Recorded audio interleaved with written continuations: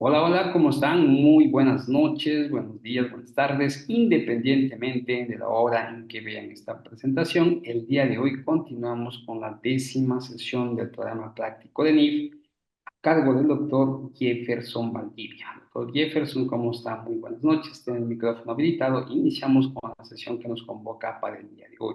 Ok, de acuerdo. Muchísimas gracias por la presentación y muy buenas noches a todos los conectados en esta sesión adicional que, como les comenté en la clase anterior, cuando vimos NIC 27, NIC 28, ¿no? Este tercer módulo forma parte justamente de estados financieros. El día de hoy vamos a tocar acuerdos conjuntos, ¿no? Y lo que corresponde a estados financieros consolidados, ¿no? Básicamente lo que es NIF 11 y lo que comprende NIF 10, dos normas bastante interesantes.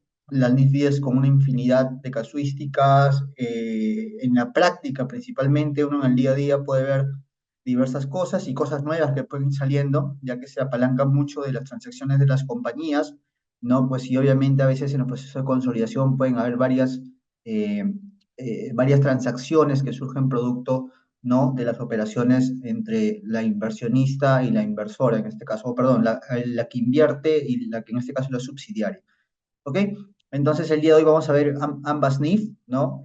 Obviamente la NIF 10, creo que lo importante de esta sesión con respecto a la 10 es poder entender principales conceptos que pueden haber, ¿no? Porque para poder consolidar estados financieros tengo que primero, como habíamos visto y recapitulando rápidamente lo que corresponde a NIC 27, ¿no? Cuando hablábamos de estados financieros separados, era que yo tendría que tener una subsidiaria, la cual tendría que ser consolidada, salvo excepciones que vimos en el módulo anterior, ¿no? Y principalmente, obviamente, los estados financieros van a recoger esas subsidiarias si es que yo tengo control sobre la misma, ¿no? Y la NIF 11, acuerdos conjuntos, también sumamente importante para compañías que usualmente trabajan con este tipo de contratos, ¿no? De acuerdos conjuntos bajo un modelo de control conjunto de operaciones conjuntas que vamos a ver el día de hoy.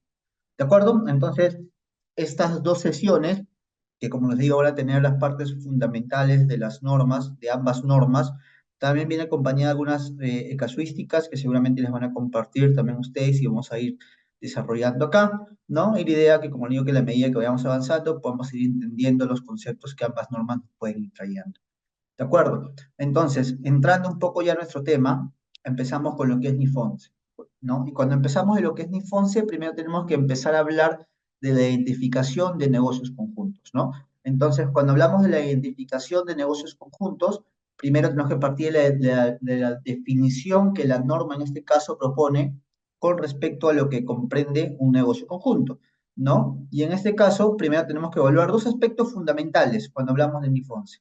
Uno de ellos es si hay un control colectivo y segundo, si evaluamos, ¿no? Si el acuerdo otorga dos o más partes control conjunto sobre el acuerdo. ¿Ok? Entonces, en la práctica, ¿qué es lo importante cuando hablamos de NIF 11, ¿no? Porque seguramente ya vamos a ver en algunos casos, ¿no? ¿Qué es lo que usualmente encontramos en la práctica cuando hablamos de NIF 11?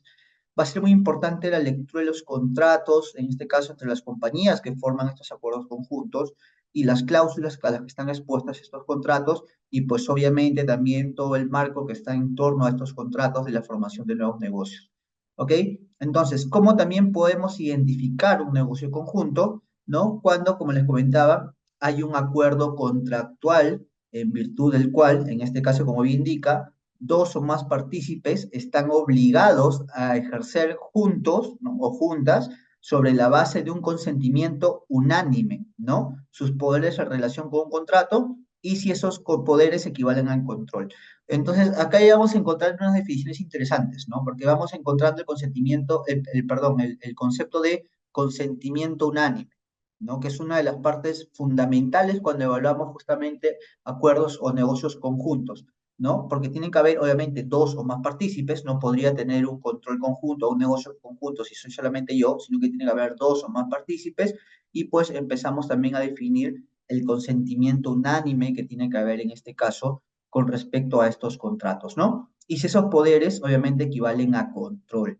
¿Ya? Más allá de que lo ejerza o no, pues la norma también indica muchas veces que tiene que haber la facultad o el poder, en este caso, para poder ejercerlo, ¿no? Más allá de que lo esté ejerciendo o no en la práctica, vamos a ver también algunos conceptos de facto que la norma proponen tanto en NIF 11 como en NIF 10, pero en este caso en NIF 11 también, ¿no? Sobre la práctica que puede haber, en este caso, el momento de evaluar esos contratos de control conjunto o de negocios conjuntos. ¿Ok? Entonces vamos entrando un poco a las casuísticas para ir entendiendo mejor lo que corresponde al control colectivo. Entonces, cuando hablamos de control colectivo, lo primero que tenemos que hacer en la evaluación, ¿no? Como bien indica acá en la lámina, vamos a evaluar si hay control y primero si el control es colectivo, ¿no? Entonces, ¿qué es lo que indica acá? Que un inversor controla una participada cuando está expuesto a rendimientos variables derivados de su participación y tiene la capacidad de afectar esos rendimientos a través de su poder sobre la inversión, ¿no? Entonces, en este caso indica que todas las partes o un grupo de partes controlan el acuerdo colectivamente si tienen que actuar juntas para dirigir las actividades que afectan significativamente los rendimientos del acuerdo, ¿no? Es decir, actividades relevantes, como lo define NIF 10, cuando entremos a la parte de NIF 10 lo vamos a ver. Entonces, para ir entrando un poco en las casuísticas, primero quiero que entiendan bien esta parte, ¿no? Indica estar expuesto a rendimientos variables derivados de la participación.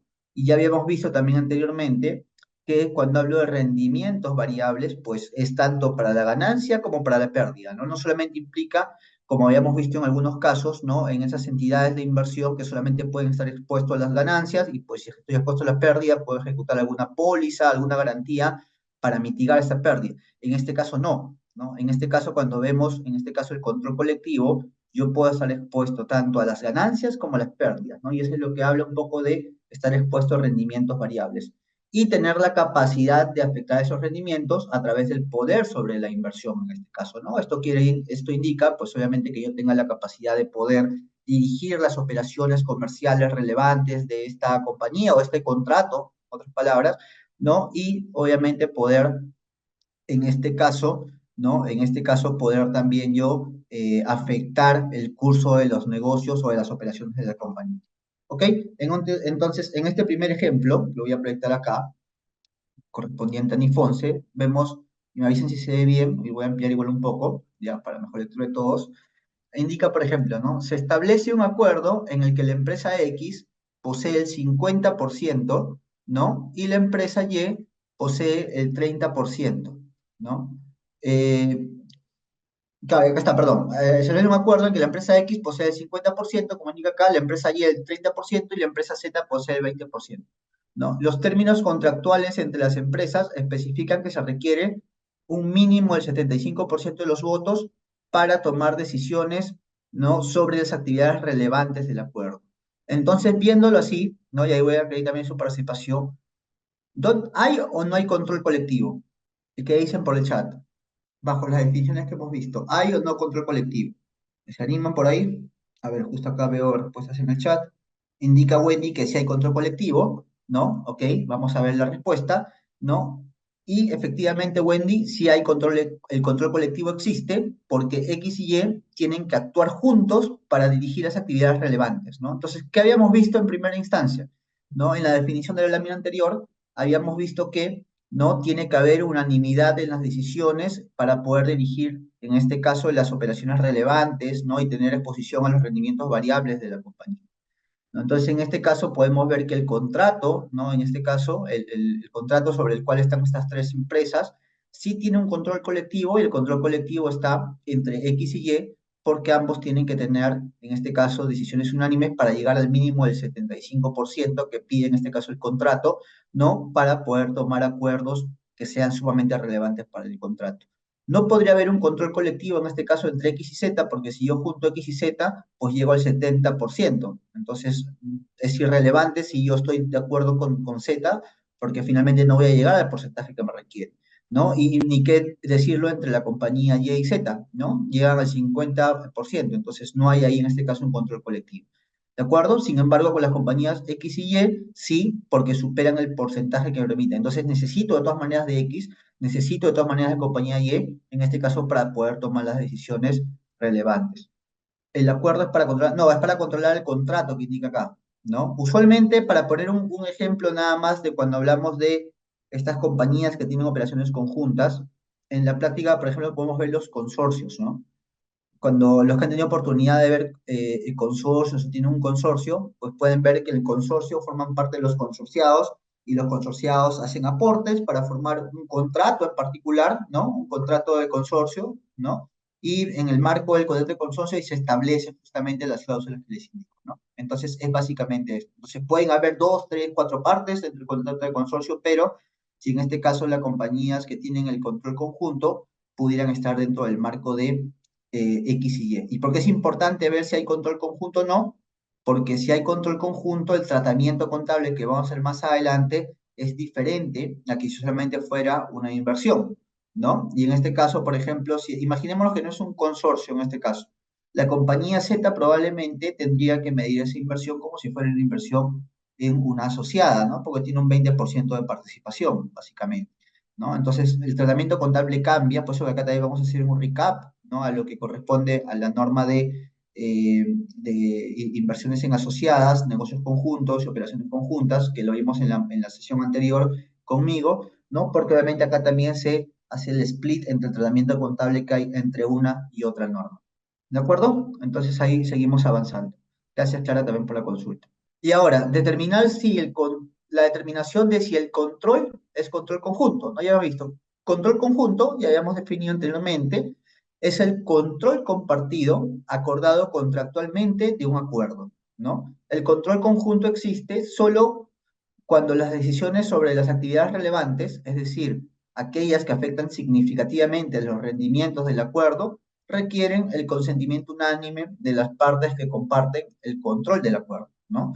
Por lo tanto, ya hemos dicho, las decisiones relacionadas con cambios fundamentales en las actividades del acuerdo o que se aplican solo en circunstancias excepcionales no se consideran en esta evaluación. ¿Ok? Entonces vamos a ver el ejemplo 2.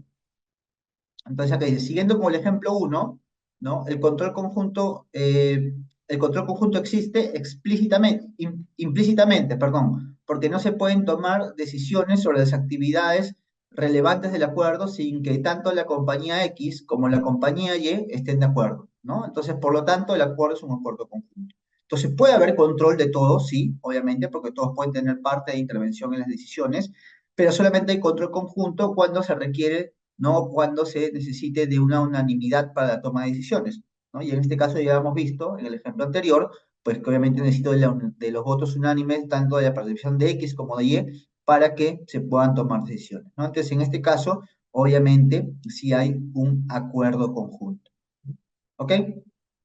Entonces vamos por otro. Control colectivo no necesariamente lleva a control conjunto, ¿no? Entonces, ¿qué es lo que nos dice acá? Que la existencia de un control colectivo no lleva automáticamente a la conclusión de que también existe un control conjunto, ¿no? Entonces, acá vamos a ir viendo un poco el porqué.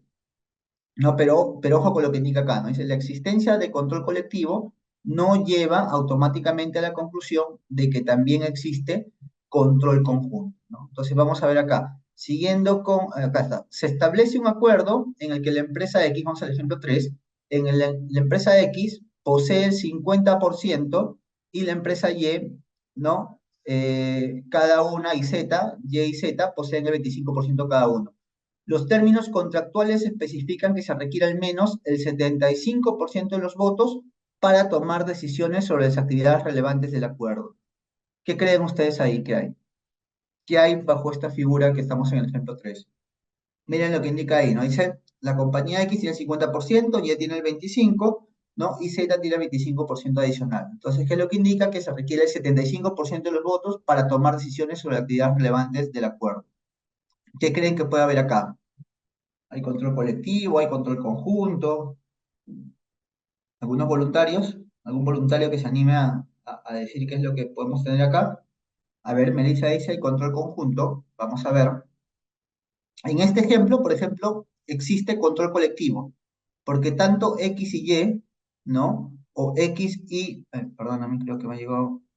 Ok, no, en este ejemplo existe control colectivo porque X y Y o X y Z tienen que actuar juntos para dirigir actividades relevantes, ¿no? Sin embargo, los términos contractuales no especifican, ¿no? qué combinación de partes se requiere para tomar decisiones unánimes sobre actividades relevantes, ¿no? Por lo tanto, no existe control conjunto y el acuerdo no es un acuerdo conjunto, ¿no? Interesante verlo acá, ¿no? Porque como bien indica, hay control colectivo, sí, que es lo que habíamos visto más arriba, hay control colectivo porque X y Y llegan al 75% o X y Z también llegan al 75%, ¿no? Y siendo así, se actúan juntos para dirigir actividades relevantes, ¿no? Pero como el contrato como tal no especifica qué combinación de partes se va a requerir, en este caso para tomar decisiones unánimes sobre actividades relevantes, no hay un control conjunto y por lo tanto no es un acuerdo conjunto,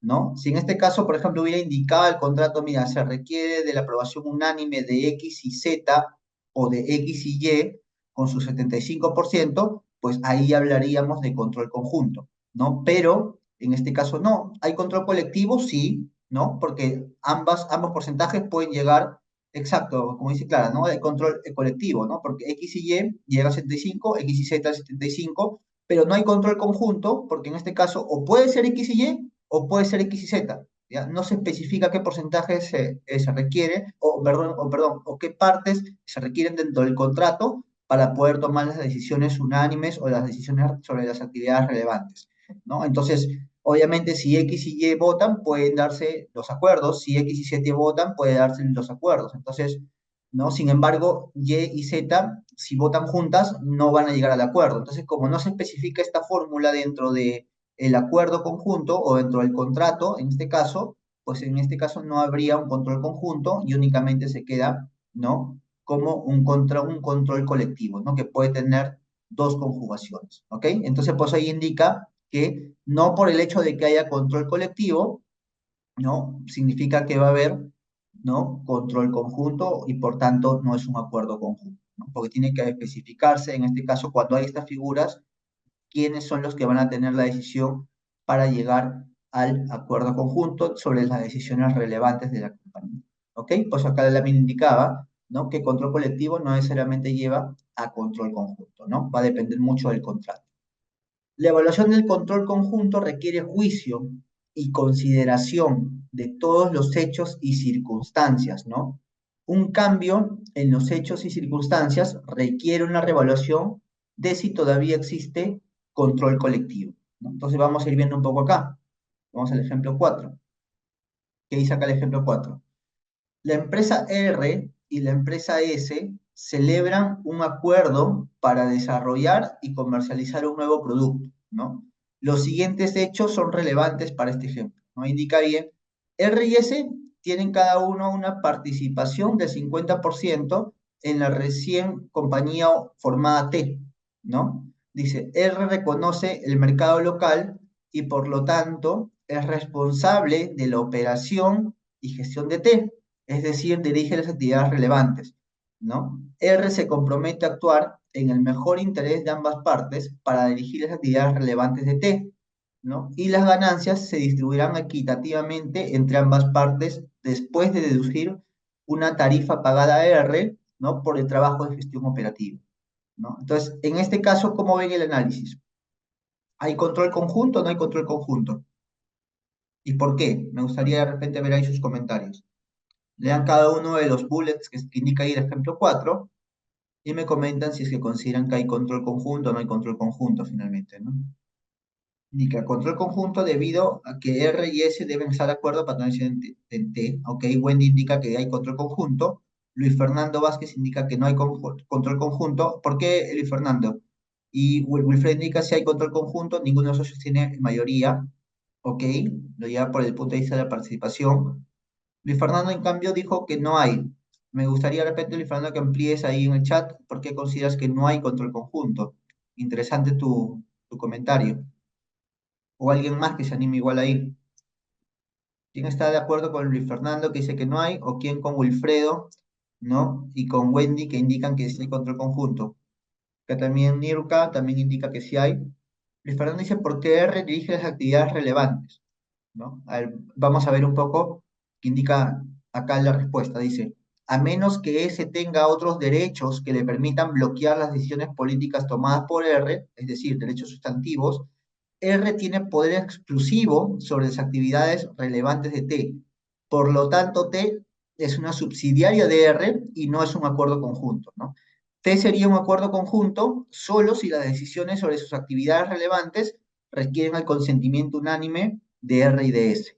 Claro, interesante, ¿no? Porque uno puede ver el porcentaje de participación y dice, no, mira, hay un control compartido, podría haber un control conjunto, ¿no? Pero en la norma, sí, exacto, Nilka, interesante, ¿no? Porque la norma indica, ¿no?, de quién tiene la decisión sobre las actividades relevantes, ¿no? Que es lo que veíamos en las láminas anteriores, ¿no? Está, solamente para hacer el recap en esta sección.